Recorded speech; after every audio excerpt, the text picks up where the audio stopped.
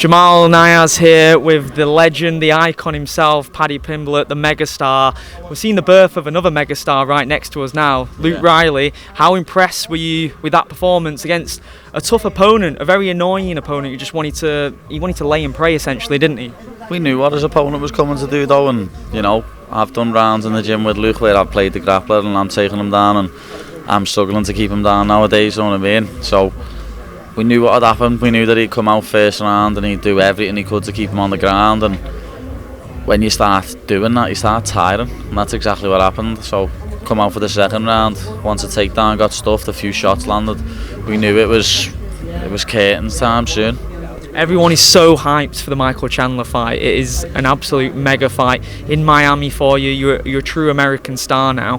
What do you make of that fight? You like him as a guy. He's been respectful to you. He's not been talking any trash. But you may feel that he underestimates your striking, and like Luke said, he feels you're gonna beat him on the feet. Yeah, I can see myself knocking him out, to be honest. I think everyone underestimates me, lad, but he's just looking at this fight thinking, oh, my teammate Jared beat him, when he lost the decision. But a lot of people think I lost that fight, and he's just going to use the same game plan as Jared, so I hope he does, you know what I mean? I hope he comes in thinking that I'm the 2022 version of me, when I'm a completely different fighter now. It's very respectful between me and Chandler, you know what I mean? I've spoke to him before on social media, spoke to him in person. He's a nice fella, I haven't got a bad word to say about him, but when the cage door closes, it's all business, and I'm going to be the one getting my hand raised. Did you see that Mauricio Ruffi has offered to step in if Chandler gets injured? I know you was cage side for his knockout over Bobby Green last week. He's an exciting guy, he's an exciting fighter. I'd like to see that match-up between you two at some point. He's a very exciting fighter, lad. That spinning wheel kick was heavy. He's got good striking, but he's not really a grappler, is he? So I don't think he's got nothing for me, to be honest. But I love that team, lad. The fighting there, the Belters. Was speaking to Gene and Prates and you was hanging out with the Brazilian guys? I was speaking to them all, lad, to be honest. I'm an honorary Brazilian now, where I was with a gang of Brazilians. But me and Chandler, none of us are pulling out, lad. Know what I mean? Just don't get your hopes up, Rufy.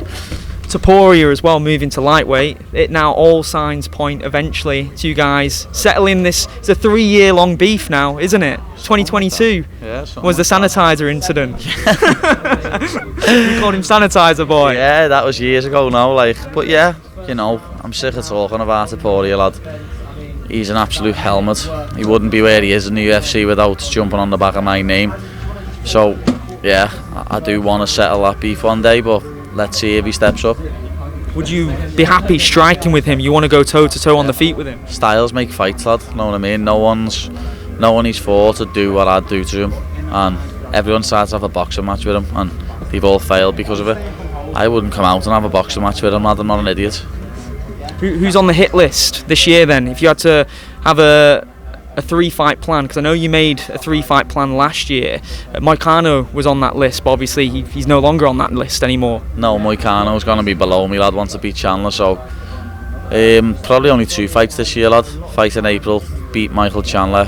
Fight in Abu Dhabi in October, beat someone like Charles, and then fight for the belt next year. That'll be a wild fight. And you mentioned as well, I saw in a recent interview, you would like to defend against Conor McGregor. Is that correct? You did say that. I said that, but people love putting words in your mouth, you know what I mean? They asked me about Conor McGregor first, and then I said... You're not going to say you wouldn't? No, I'm not going to say I wouldn't fight him, you know what I mean? But obviously McGregor's done all sorts of the sport, but he wouldn't be deserving of a lightweight title shot, you know what I mean?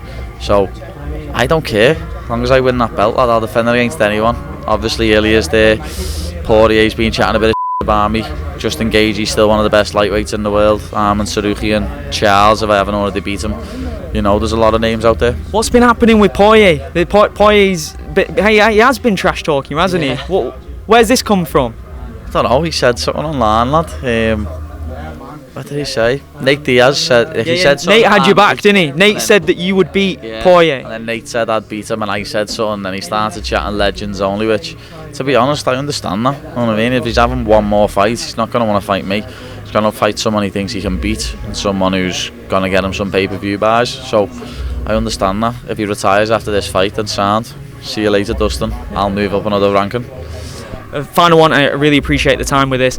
I don't know if you remember, I came to the gym in 2022, and the McGregor talk of you potentially fighting Conor McGregor, it started, I was the first guy to mention you as a potential opponent to Conor McGregor, and he said that could happen in the future. So there is a story built in there, and you quote tweeted it and said, let's make it happen some point. I'm not, it could happen, you know.